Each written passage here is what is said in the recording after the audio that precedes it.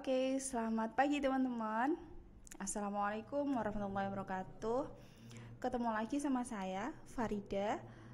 Kali ini kita di mata kuliah Practical Taxation. Nah, pada pertemuan kali ini kita akan bahas tentang PPh 22 atau pajak penghasilan PPh 22, pasal 22 gitu ya. Nah, di PPh 22 ini tentunya udah dibahas ya dulunya. Jadi kita pengantar teorinya mungkin nggak selama yang dulu, cuman kita perlu sedikit recall. Nah, nanti yang berhubungan dengan kasus yang akan kita bahas di pertemuan PPh pasal 22 ini. Nah, di PPh pasal 22 ini sebenarnya apa sih PPh pasal 22 itu? Nah, PPh berarti pajak penghasilan gitu ya. Penghasilan yang masuk di PPh 22 itu adalah PPh yang diantaranya ada industri semen, industri kertas, dan beberapa industri lainnya bisa dibaca di sini gitu ya. Nah, terus industri tadi diapain Bu gitu ya. Industri tadi apabila dia menjalankan usaha menjual barangnya kepada pihak ketiga, maka dia punya kewajiban, punya hak dan kewajiban gitu ya untuk memungut pajaknya dari konsumen dia, dari pembelinya tadi gitu ya. Nah, di sini maka pengertiannya itu ada kita buat 4 poin gitu, tapi selebihnya bebas mau di poin seperti apa menurut teman-teman. 1. Pajak penghasilan yang pemungutannya dilakukan oleh bendaharawan atau badan usaha tertentu.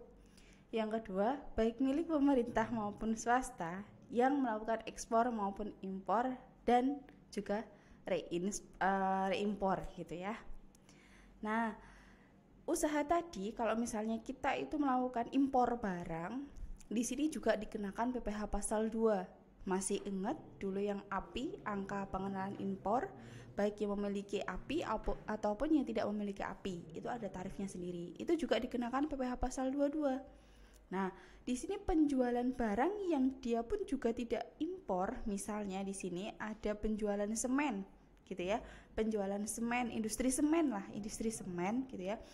Dia itu beli gitu ya, atau saya perusahaan satu menjual barang kepada konsumen saya tadi akan dikenakan PPh pasal 22 juga gitu ya. Nah, pemungutnya siapa? Bisa bendaharawan pemerintah ataupun badan usaha tertentu gitu ya. Misalnya badan usaha swasta. Jadi ada swasta, ada pemerintah. Nah, terus objeknya tuh siapa sih? Tadi udah dibilang juga di sini hasil produksi kepada distributor yang bergerak dalam bidang salah satunya industri semen, kertas, baja kayak gitu. Nah, teman-teman, ini kasih warna biru ya industri semen, ini yang akan berhubungan dengan kasus kita nanti. Gitu ya kan. Teorinya cukup banyak. PPh pasal 22 itu lingkupnya cukup besar juga. Ada yang API, tidak API, terus tidak memiliki API ya, maaf, angka pengenalan impor, terus dia dilelang juga, jadi bukan apa ya, barang yang tidak dikuasai kayak gitu. Nah, atau barang lelang itu juga dikenakan PPh pasal 22. Tarifnya juga cukup banyak di sini.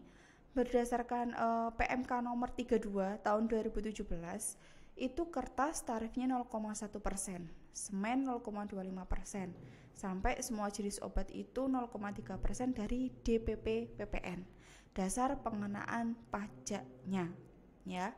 Jadi di sini dikenakan dari dasar pengenaan pajak. Dasar pengenaan pajak itu berapa sih Bu? Atau angkanya yang seperti apa? Dasar pengenaan pajak ini adalah nominal yang akan dikalikan dengan tarif pajaknya. Nominal yang akan dikalikan dengan tarif pajaknya. Kalau yang sebelumnya PPh 21, berarti yang dimaksud DPP di sini adalah PKP, penghasilan kena pajak. Jadi nanti ada dua ya, PKP, singkatan PKP ada dua. Kalau di PPh 21 namanya penghasilan kena pajak. Nah, sedangkan nanti kalau di tempat lain selain PPh 21, contohnya nanti di PPN, PKP adalah pengusaha kena pajak. Nah, kalau di pengusaha kena pajak namanya adalah DPP, dasar pengenaan pajak, atau di selain PPh 21 sebutannya DPP, dasar pengenaan pajak, nominal atau angka yang nantinya akan dikalikan dengan tarif pajak yang sesuai dengan transaksi tersebut, gitu ya. Nah, selanjutnya teman-teman juga bisa recall atau mungkin sedikit mempelajari tentang PPh 22 itu di link berikut. Nah, link ini mungkin saya bantu buat cek sedikit ya. Kita coba buka bentar dari link ini. Nah, kalau diklik langsung dia biasanya error teman-teman. Jadi saya copy terus saya taruh di saya search di Google gitu ya. Nah, di sini ada beberapa gambaran dari dasar hukumnya. Objek pajaknya itu apa sih? Objek pajaknya itu pokoknya pembelian barang. Konsumenku yang beli barang di aku tadi terkait komputer, mebel, mobil dinas, ATK dan lain sebagainya.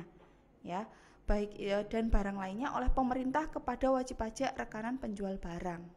Nah, terus yang dikecualikan itu apa aja? Teman-teman bisa pelajari juga di sini. Contohnya, pembelian barang dengan nilai pembeliannya paling banyak 2 miliar dengan tidak dipecah-pecah dalam beberapa faktur. Nah, jadi kalau kita beli barang, misalnya beli ATK gitu ya, sampai 2 juta dan fakturnya atau buktinya tadi itu tidak dipecah-pecah, maka di sini pun juga dikecualikan dikenakan PPh pasal 22. Jadi di bawahnya 2 juta. Di bawahnya 2 juta gitu ya. Kalau lebih pembelian barang senilai pembelian sebanyak 2 juta dan tidak dipecah-pecah, berarti dia bukan PPh pasal 22 ya. Kalau misalnya aku beli barang nih 2 juta gitu ya. Bulet 2 juta. Nah, berarti di sini masuk dalam pengecualian pengenaan PPh pasal 22. Kalau dipecah-pecah, berarti dia masuk PPh pasal 22. Contohnya, saya beli ATK memang 2 juta, tapi ada 2 faktur, gitu ya. Ada 2 faktur. Nominalnya masing-masing 1 juta, berarti saya transaksi tadi kena PPh pasal 22, gitu ya. Tapi ketika dikecualikan dengan PPh pasal 22, dia bisa jadi kena dengan PPh lainnya, kena pajak dengan pasal lainnya, gitu ya. Bukan berarti dia bebas nggak kena pajak gitu, bukan, tapi dia bisa dikenakan dengan aturan lainnya, gitu ya, aturan pajak lainnya. Terus tarif umumnya, teman-teman bisa cek di sini bahwa tarif umumnya itu 1,5% bagi yang ber-NPWP. Tapi kalau yang tidak ber-NPWP, maka tarifnya 100% lebih tinggi. Normalnya 1,5. Tapi kalau tidak ber-NPWP normalnya 100% lebih tinggi. Berarti 1,5%, 100% lebih tinggi, 100%-nya kan 1,5. Berarti 1,5 ditambah 1,5 atau 2 kali 1,5%. Gitu ya. Dan itu tidak termasuk PPN. Jadi kalau saya beli barang kena PPN, gitu ya. Kena PPN. Saya harus terus nominalnya itu yang saya tulis adalah 1 juta plus PPN. Nah, plus PPN.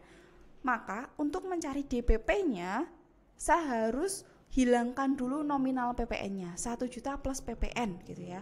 1 juta plus PPN, berarti PPN ini piro sih gitu. Jadi saya harus cari berapa nominal tanpa ada PPN. Baru saya kalikan 1,5%. Gitu ya. Nah, di sini yang tadi saya bilang ada tarif khususnya, ada beberapa tarif khusus cukup banyak juga di sini tarifnya. Dia memiliki API, tidak memiliki API, barang yang tidak dikuasai kayak gitu, ada tarifnya sendiri-sendiri. Terus penjualan hasil produksi beberapa barang kertas semen kayak gitu, ada tarifnya sendiri. Nah, pajak nggak mudah untuk diingat kalau kita nggak setiap hari terjun di sana. Tarifnya itu cukup banyak sekali, mungkin kita nggak mudah untuk menghafalnya gitu ya, tapi kita harus bisa mencari berapa sih sebenarnya tarifnya. Berarti kita tuh harus sering-sering buka internet juga, karena bisa jadi kita pahami sekarang tarifnya sekarang, oh iya benar nih udah terbiasa dengan tarif sekian, baru nih kita biasa mengerjakan sekian, kita hafal dengan sendirinya, besoknya tarifnya ganti gitu. Itu bisa aja terjadi, peraturannya ganti sehingga tarifnya berubah gitu ya. Sebenarnya bukan tarifnya yang ganti, tapi peraturannya berubah sehingga tarifnya itu ikut berubah juga misalnya. Nah, itu juga bisa terjadi. Contohnya apa, Bu? Contohnya untuk tarif pajak UMKM. Dulunya 1%, berubah jadi 0,5%, berubah lagi jadi ketika Undang-Undang HPP itu berlaku 0,5% sih, tapi ada batasnya. Sampai sekian itu kena, selebihnya ini itu baru kena lagi. Nah, tarifnya seperti apa? Kita lanjut lagi di mata kuliah selanjutnya untuk yang UMKM tadi. Sedangkan untuk PPh pasal 22 teman-teman bisa eksplor salah satunya di website ini, tapi salah lainnya itu cukup banyak dari website lain gitu ya. Jadi nggak terpatok dari satu sumber, bisa dari beberapa sumber. Bahkan teman-teman bisa buka lagi materi perpajakan dulu tentang teori-teori PPh pasal 22. Selebihnya nanti kita diskusikan ketika kita offline di kelas. Nah, untuk teori mungkin cukup sampai sini. Di video selanjutnya kita akan bahas tentang kasus kita di PPh pasal 22 yang akan kita pelajari di pertemuan selanjutnya. Oke, selamat pagi teman-teman. Wassalamualaikum warahmatullahi wabarakatuh.